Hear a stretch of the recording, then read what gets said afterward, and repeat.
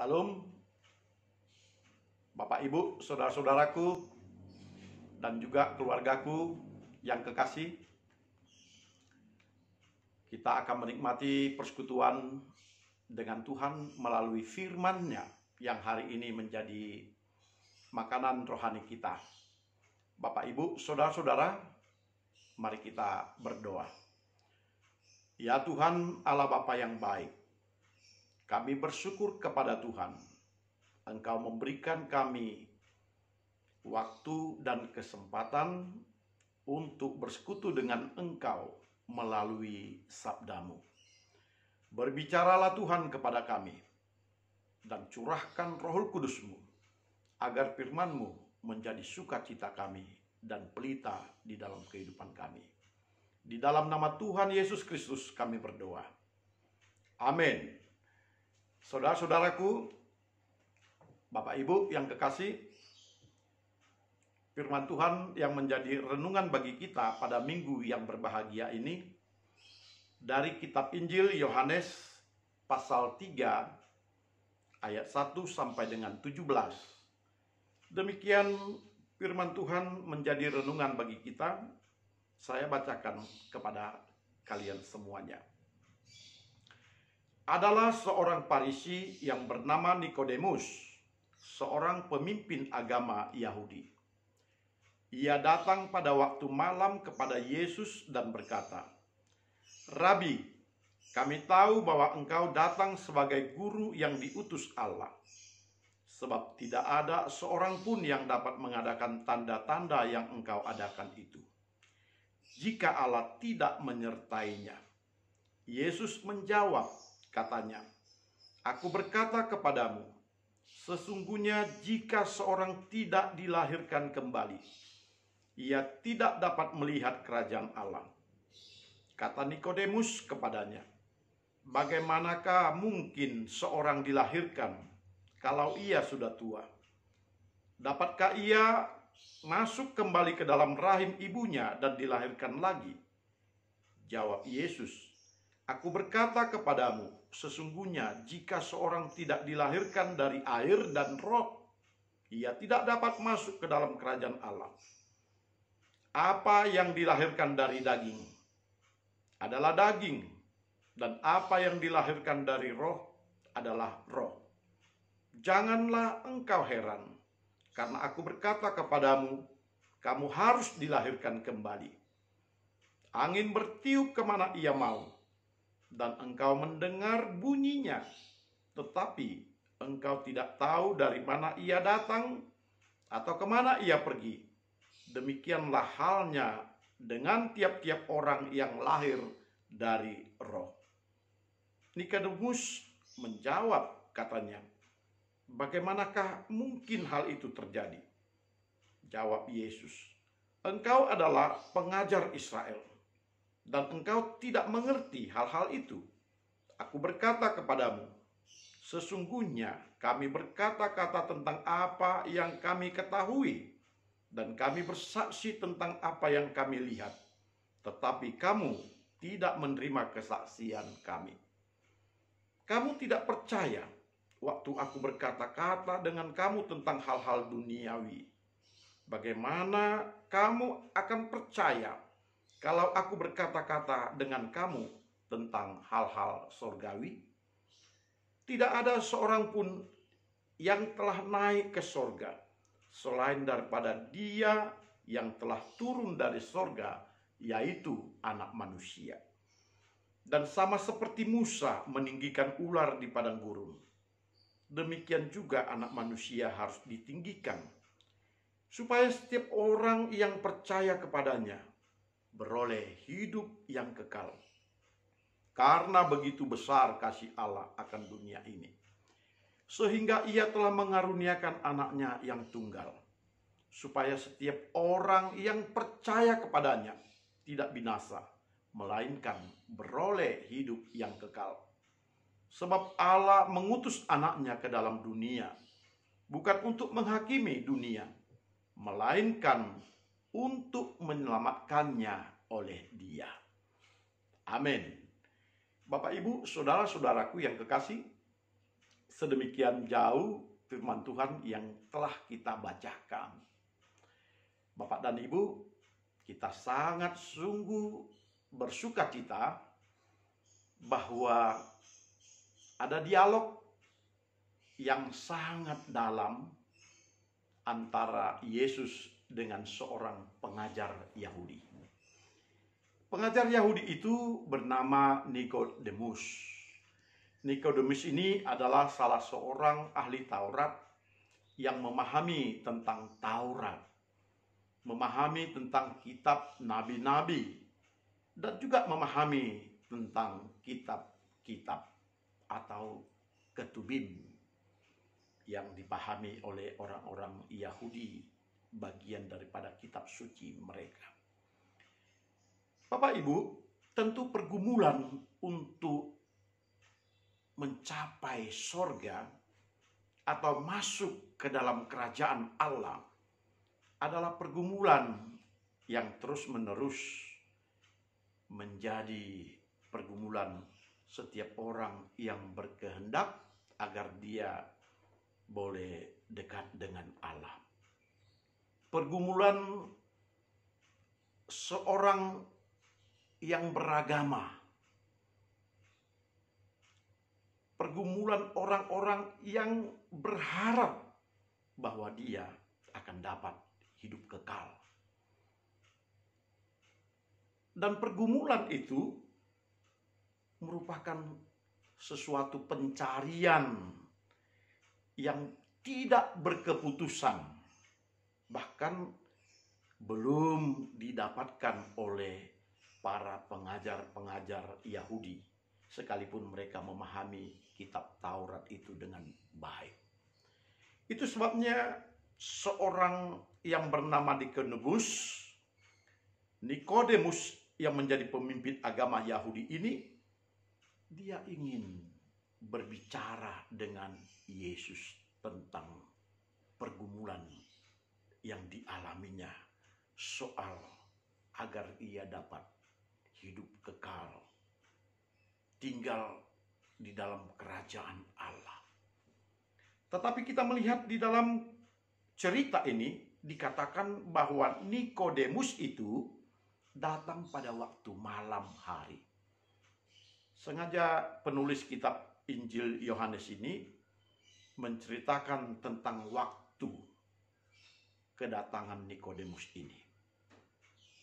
Ini berarti sangat penting untuk kita sorot, sangat penting untuk kita bahas, dan jangan diabaikan begitu saja. Nikodemus datang pada waktu malam hari. Tentu dia berpikir malam hari adalah waktu yang enak, waktu yang tenang, waktu di mana ada saat yang teduh, saat damai, sehingga mereka dapat berbicara leluasa. Ini adalah waktu di mana mereka dapat berbicara dengan penuh ketenangan dan penuh kedamaian, lepas dari hiruk pikuk manusia dan kegiatan-kegiatannya.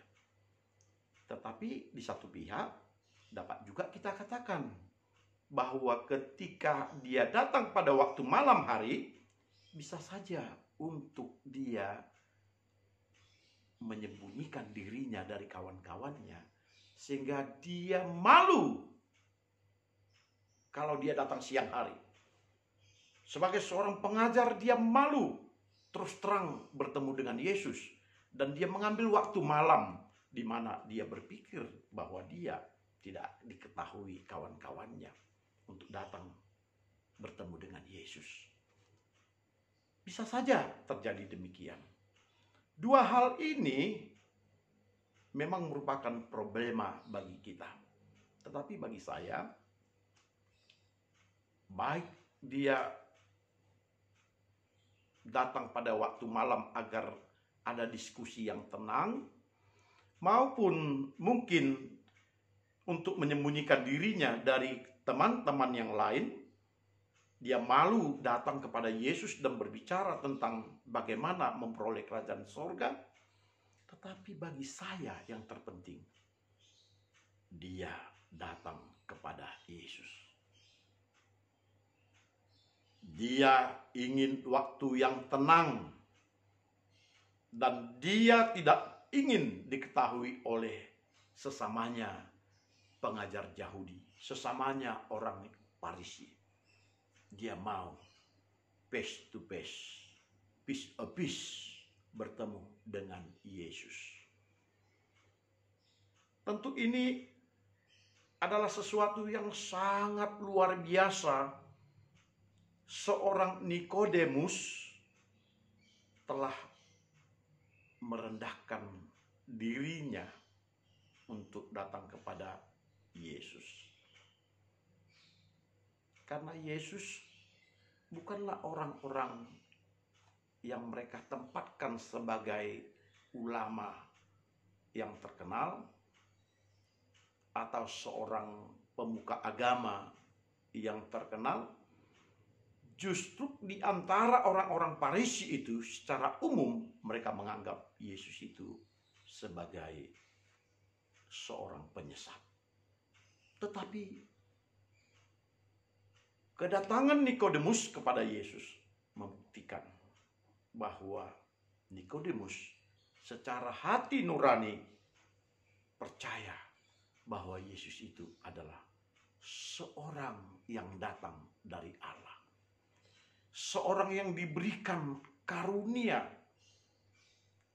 untuk membuka tabir kerajaan Allah, untuk menceritakan tentang kerajaan Allah, untuk memberitakan tentang kemurahan Allah dan kebenaran Allah. Dan Nikodemus percaya itu. Dan dia ingin mendengar dari Yesus secara langsung, tanpa diganggu oleh orang banyak. Bapak, Ibu, saudara-saudara, orang seperti Nikodemus ini adalah orang yang menempatkan dirinya sebagai seorang yang membutuhkan jawaban yang pasti. Ketika dia melihat keraguan-raguan, ketidakpastian, adanya sesuatu yang belum dapat diputuskan secara sesama, maka dia datang kepada Yesus yang pasti akan memberikan jawaban yang sebenarnya. Tentu Bapak dan Ibu, ini perlu kita teladani. Ketika kita galau, ketika kita berada di dalam kebimbangan, ketika kita belum mendapatkan jawaban yang pasti, jawaban yang benar, jawabannya adalah datanglah kepada Yesus. Seperti Nikodemus datang kepada Yesus, Anda pun datanglah kepada Yesus. Ketika engkau galau, ketika engkau bimbang, ketika engkau ingin jawaban yang benar, datanglah kepada Yesus. Coba lihat Yesus, apa yang dikatakan oleh mulutnya dan apa yang dilakukan oleh dirinya, tangannya, perbuatannya, dan seantero daripada gerak-gerik tubuhnya, apa yang dilakukannya. Yesus selalu berbicara soal bagaimana dia melakukan kehendak Bapa di sorga. Sehingga hidupnya adalah melakukan kehendak Bapa di sorga. Bapak, Ibu, saudara-saudara, keluargaku yang kekasih, mari kita melihat hikmat yang besar di dalam diri Nikodemus ini. Dia datang kepada Yesus untuk mendapatkan jawaban yang pasti. Bagaimanakah sesungguhnya untuk dapat kerajaan Allah? Bagaimanakah sesungguhnya untuk mendapatkan hidup yang kekal? Dengarkan Tuhan. Jika engkau galau, jikalau engkau merasa bimbang, jikalau engkau ragu, datang kepada Yesus. Baik di dalam doa maupun di dalam pembacaan Alkitab. Datang kepada Yesus, bergumul dengan Yesus. Jangan malu. Nikodemus tidak malu datang kepada Yesus sekalipun dia seorang Farisi, seorang pembesar, pemuka agama Yahudi. Jangan malu bergumul kepada Yesus. Ketika itu Nikodemus mengatakan, "Rabi, kami tahu bahwa engkau datang sebagai guru yang diutus Allah. Sebab tidak ada seorang pun yang dapat mengadakan tanda-tanda yang engkau adakan itu." Ini yang saya katakan, bahwa di dalam hati nurani Nikodemus, dia percaya Yesus itu adalah yang diutus oleh Allah. Dia percaya bahwa apa yang telah dilakukan oleh Yesus di dalam kehidupan ini, yakni tanda-tanda itu, tanda-tanda pekerjaannya itu adalah tanda-tanda bahwa memang Allah yang mengutus dia dan Allah yang menyertai dia. Bapak, Ibu, saudara-saudara, untuk melihat hamba-hamba Tuhan yang menjadi orang yang diutus Allah, lihatlah pekerjaannya. Lihatlah apa yang dilakukannya. Jikalau dia tidak melakukan sesuatu yang baik untuk pelayanannya dan tidak menyesuaikan apa yang dikatakannya dengan apa yang diperbuatnya, itu bukanlah hamba Tuhan yang benar. Hamba Tuhan yang benar, dia harus berkata dan berbuat seperti Tuhan. Dia bukan seorang pencinta uang, bukan seorang yang memikirkan kepentingan diri sendiri, yang haus dengan jabatan, yang hanya menginginkan agar dia mendapatkan semuanya. Seorang yang mencintai Allah akan memikirkan pelayanannya dengan baik dan melakukannya dengan sungguh-sungguh. Dan dia akan memberikan kesejahteraan yang bersama-sama dengan seluruh hamba-hamba Tuhan dan jemaat. Bapak, Ibu, saudara-saudara, Yesus tidak pernah memikirkan diri sendiri, tetapi Yesus memikirkan murid-muridnya, memikirkan orang banyak, dan dia memberikan makan mereka semuanya itu. Dan itulah yang menunjukkan gambaran Allah di dalam diri Yesus. Yesus itu melakukan pekerjaan-pekerjaan Bapanya yang di sorga. Dan itu diketahui oleh Nikodemus, sehingga dia berkata bahwa Allah menyertaimu. Bapak, Ibu, saudara-saudaraku, dia berkata, setiap manusia yang ingin melihat kemuliaan Allah, yang ingin mendapatkan hidup yang kekal, dia harus dilahirkan kembali. Dalam benak Nikodemus, dilahirkan kembali sama seperti ketika orang lahir dari rahim ibunya. Sehingga dia berkata, bagaimana mungkin dapat dilahirkan kembali, apalagi sudah tua? Mungkinkah dia akan masuk kembali ke dalam rahim ibunya? Bapak, Ibu, saudara-saudara, kelahiran kembali bukanlah kelahiran secara daging, bukanlah kelahiran secara manusia. Orang Kristen tidak mengenal istilah dilahirkan kembali secara daging. Kembali masuk ke dalam rahim seorang wanita dan kemudian dilahirkan. Orang Kristen tidak mengenal adanya reinkarnasi, yang dalam pengertian seseorang itu akan dilahirkan kembali dalam bentuk wujud manusia yang berbeda dari sebelumnya. Tetapi lahir kembali adalah oleh karena Roh Kudus memenuhi hatinya dan melahirkan dia, membaptiskan dia dengan api, dikuduskan kembali sehingga ajaran daripada Allah dapat diterimanya dengan baik. Dilahirkan kembali artinya bahwa dia menerima kuasa daripada Allah untuk menjadi anak-anak Allah. Dilahirkan kembali itu berarti dia akan mendapatkan Roh Kudus dipenuhi dengan Roh Kudus, di mana Allah memberikan kepada dia pencerahan. Dan Allah sendiri mengubah hidupnya. Hidup yang penuh kedosaan, hidup yang penuh dengan keinginan manusia, yang melakukan kehendak daging, berubah total, melakukan kehendak Allah dan hidup di dalam Roh Allah. Sehingga dia tidak lagi mencintai hal-hal yang duniawi, yang dalam hal ini melayani bukan karena uang, melayani bukan karena jabatan, melayani bukan karena agar dia berkuasa.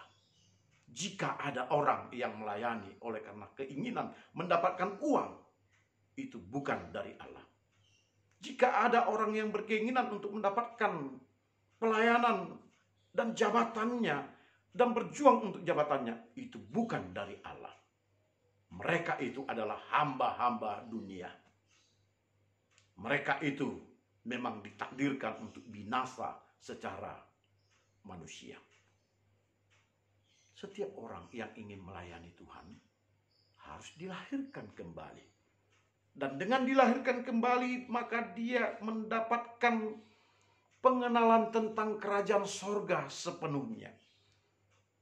Dan inilah yang dikatakan oleh Yesus. Aku berkata kepadamu, sesungguhnya jika seorang tidak dilahirkan dari air dan roh, ia tidak masuk ke dalam kerajaan Allah.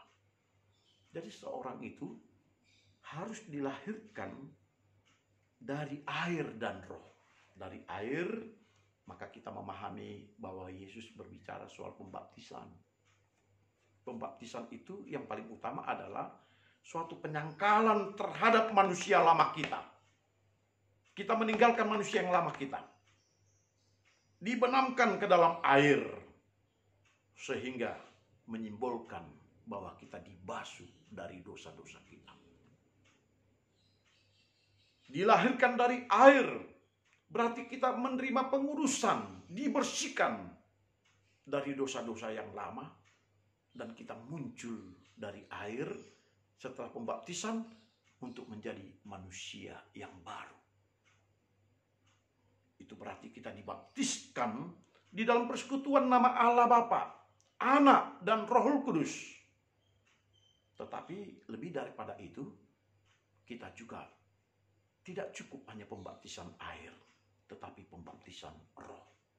Pembaptisan roh inilah yang sesungguhnya yang menjadi bagian di mana kita akan hidup dari kehendak Allah. Jadi Bapak dan Ibu, kalau selama ini sekalipun kita menjadi seorang Kristen, tetapi kita masih hidup di dalam dosa-dosa kita, sekalipun kita sudah menerima pembaptisan pada waktu anak-anak, ini namanya pembaptisan air, dilahirkan dari air. Dan itu belum menerima hidup yang kekal. Yang menerima hidup kekal dikatakan harus dilahirkan dari air dan roh. Jadi tidak boleh hanya air, tetapi juga roh. Siapakah orang yang mendapatkan roh ini? Orang yang mendapatkan roh ini adalah orang yang hidupnya tertuju kepada Allah dan kehendak Allah. Maka Allah akan membaptiskan dia dengan roh. Itu sebabnya Yohanes Pembaptis juga katakan, aku tidak dapat, aku tidak mampu, aku tidak layak membaptiskan engkau.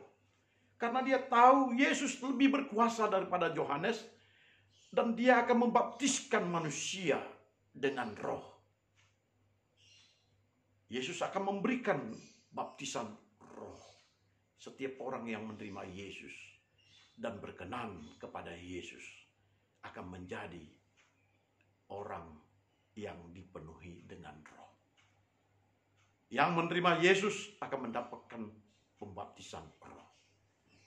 Bapak, Ibu, saudara-saudara, dalam turunnya Roh Kudus pada pesta Pentakosta, kita melihat bagaimana murid-murid yang bertekun di dalam persekutuan dengan Yesus menerima roh.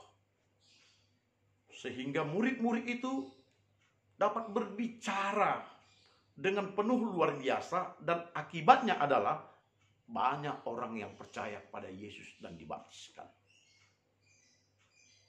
Demikianlah orang yang dipenuhi dengan roh. Demikianlah orang yang dibaptiskan dengan Roh. Jikalau hidup hamba Tuhan itu tidak memberikan pengaruh kepada orang banyak, dan orang banyak tidak tertarik kepada Yesus, itu berarti dia belum menerima pembaptisan Roh. Boleh seseorang melayani sebagai hamba Tuhan, tetapi dia hanya melakukan pelayanan hal yang biasa saja, tetapi bukan pelayanan untuk pembaptisan Roh Kudus. Bukan untuk orang lain akan percaya kepada Tuhan. Itu sebabnya Bapak dan Ibu, saudara-saudara, setiap orang yang percaya harus mendapatkan pembaptisan Roh. Sehingga ketika dia mendapatkan pembaptisan Roh itu, maka hidupnya penuh dengan kemuliaan Allah. Pekerjaannya adalah pekerjaan-pekerjaan yang dilakukan oleh Yesus. Bukan pekerjaan manusia biasa, bukan pelayanan yang biasa, bukan untuk memperkaya dirinya, bukan hanya untuk mementingkan kehendak dirinya, tetapi dia akan melakukan pelayanan dari Tuhan. Bapak, Ibu, saudara-saudara, kadang-kadang memang ketika orang melayani Tuhan dengan sungguh-sungguh dan dia hanya memikirkan untuk kepentingan Tuhan, kadang-kadang orang-orang tersebut sepertinya terabaikan. Sama seperti Yesus.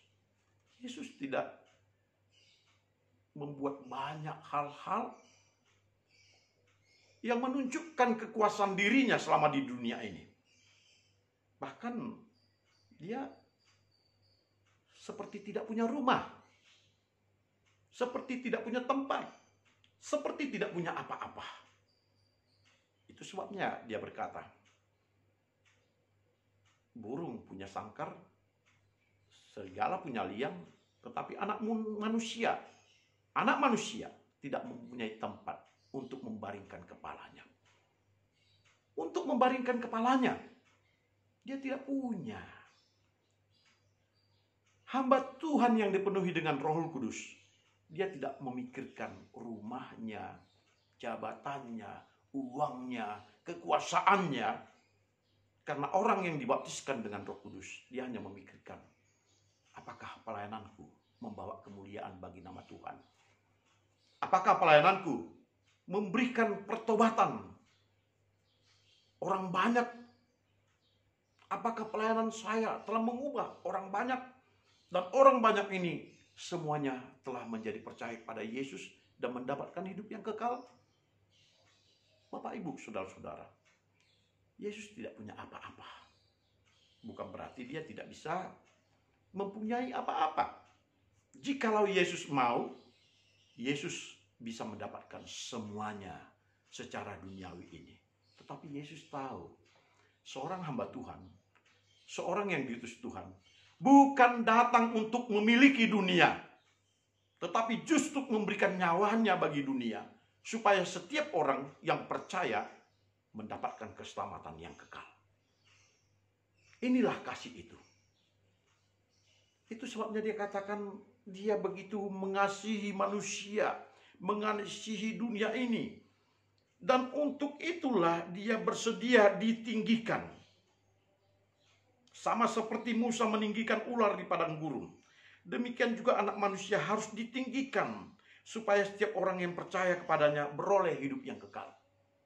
Bapak, Ibu, saudara-saudara, kemuliaan para hamba Tuhan adalah hidup di dalam melaksanakan kehendak Allah meskipun dia tidak dapat apa-apa. Jikalau hamba Tuhan hanya memperoleh harta dunia, kekuasaan dunia, jabatan dunia, sesungguhnya dia kehilangan kemuliaan daripada Allah. Bapak, Ibu, saudara-saudaraku yang kekasih, tadi saya sudah katakan kepada kita, bukan Yesus tidak bisa mendapatkan harta, fasilitas, kekuasaan. Banyak orang yang sakit disembuhkannya, dia boleh saja mendapatkan ucapan terima kasih dari orang yang sakit, tapi Yesus tidak pernah melakukannya. Bahkan dari para pejabat yang telah disembuhkan oleh Yesus, Dia boleh mendapatkan banyak fasilitas, tapi dia tidak pernah mau mendapatkannya. Bahkan banyak orang berusaha untuk menarik Yesus untuk kepentingan mereka. Bahkan dapat menjadikan Yesus menjadi sarana, perahu bagi mereka, agar mereka boleh mendapatkan berbagai hal dalam hidup kemewahan dunia. Tapi Yesus tidak melakukannya. Karena bagi Yesus, apa yang di dunia ini hanyalah sementara. Bagi Yesus pekerjaan Allah itulah yang terpenting, yakni memberikan hidup yang kekal kepada setiap orang. Bapak, Ibu, saudara-saudara, dikatakannya dia harus ditinggikan. Ditinggikan berarti dia disalibkan. Disalibkan itu berarti dia berani untuk berkata benar, berbuat benar, dan semuanya itu harus demi kemuliaan Allah.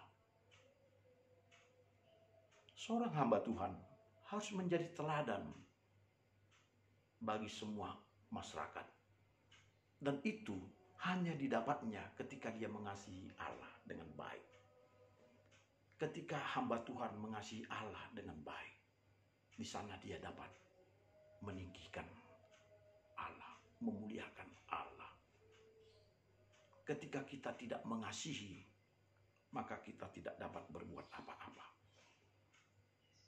Orang yang memiliki berbagai fasilitasnya, kemewahannya, jabatan yang tinggi, bahkan memperkaya dirinya dari pelayanannya, sesungguhnya dia bukanlah hamba Tuhan. Sebab hamba Tuhan justru mengasihi agar semua orang dapat mengenal Allah dan percaya kepadanya, meskipun dia tidak memiliki apapun. Kasih, inilah dasar yang harus diberitakan dan disiarkan. Dan kasih itu dikatakan oleh teks firman Tuhan ini. Karena begitu besar kasih Allah akan dunia ini, sehingga ia telah mengaruniakan anaknya yang tunggal, supaya setiap orang yang percaya kepadanya tidak binasa, melainkan beroleh hidup yang kekal. Kasih Allah, inilah alasannya untuk melayani. Kasih Allah, inilah alasannya untuk kita berani menderita. Kasih Allah, inilah alasan yang paling utama agar kita melakukan pelayanan yang terbaik ketika kita melayani sebagai hamba Tuhan. Bahkan melayani di dalam hidup ini. Kasih Allah. Mari kita memulai, karena belum ada istilah terlambat. Sekalipun mungkin kita seperti Nikodemus yang sudah tua, yang umurnya sudah 70-an dan waktunya sudah dekat misalnya. Firman Tuhan mengatakan paling kuat engkau 70 atau 80 kalau Tuhan melebihi anugerahnya kepadamu. Tetapi berapapun umur kita, belum terlambat untuk memuliakan Tuhan. Belum terlambat untuk mengasihi Tuhan. Belum terlambat melayani dengan alasan kasih Allah. Belum terlambat. Karena dikatakan oleh firman Tuhan, sebab Allah mengutus anaknya ke dalam dunia, bukan untuk menghakimi dunia, melainkan untuk menyelamatkan oleh dia. Jadi Allah mengutus Yesus agar dunia ini selamat. Oleh karena itu, biarlah kita juga demikian. Tuhan menjadikan kita hamba Tuhan, agar manusia selamat, agar manusia percaya. Jangan justru Tuhan memberikan kita pelayanan, kesempatan menjadi hambanya, tapi justru banyak orang yang tersesat oleh karena tingkah laku, perkataan, terlebih-lebih perbuatan kita. Jangan menjadi batu sandungan. Karena setiap hamba Tuhan yang dipanggil untuk melayani, dia melayani dengan penuh kasih.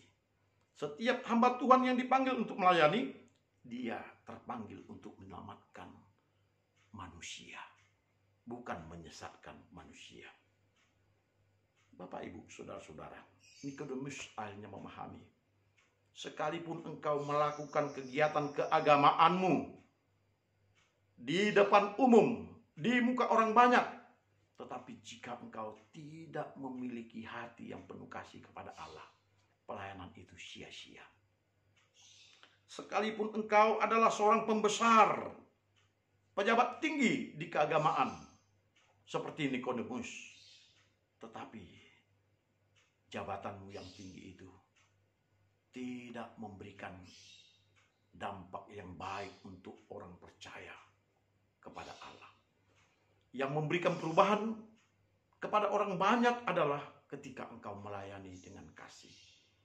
Tetapi untuk melayani dengan kasih, engkau harus dibaptiskan kembali dengan api. Engkau telah menerima baptisan air, tetapi engkau perlu menerima baptisan air. Baptisan api. Engkau perlu menerima baptisan api, agar baptisan itu memenuhi hatimu dengan Roh Kudus. Roh Kudus akan curah di dalam hidupmu, dan Roh Kudus akan membimbing engkau melakukan kehendak Allah. Jika engkau dipenuhi Roh Kudus, engkau akan meninggalkan sifat-sifat duniawimu. Engkau tidak akan mementingkan lagi jabatanmu. Engkau tidak lagi mementingkan kuasamu. Engkau tidak lagi mementingkan apa yang kau dapat di dunia ini. Tetapi engkau akan mengandalkan Tuhan. Dan engkau akan menjadi berkat. Nikodemus merenungkan apa yang dikatakan oleh Yesus. Dilahirkan kembali. Jikalau engkau ingin hidup kekal, engkau harus dilahirkan kembali. Dilahirkan kembali, engkau berarti menerima baptisan air dan api. Baptisan api yang akan diberikan oleh Tuhan di dalam pencurahan Roh Kudus. Pada waktu Pentakosta pada masa lampau, tetapi juga pada masa kini, Dia sanggup memberikan Roh Kudus kepada engkau. Kiranya engkau boleh datang kepada Yesus. Siapapun engkau, seberapa hebat pun dirimu, ketika engkau bergumul dengan Tuhan, Tuhan akan memberikan kepadamu pencerahan yang baik. Dan jikalau engkau menerima firman-Nya, engkau akan diselamatkan. Kiranya Tuhan dimuliakan dan kita mengalami sukacita yang besar. Salam.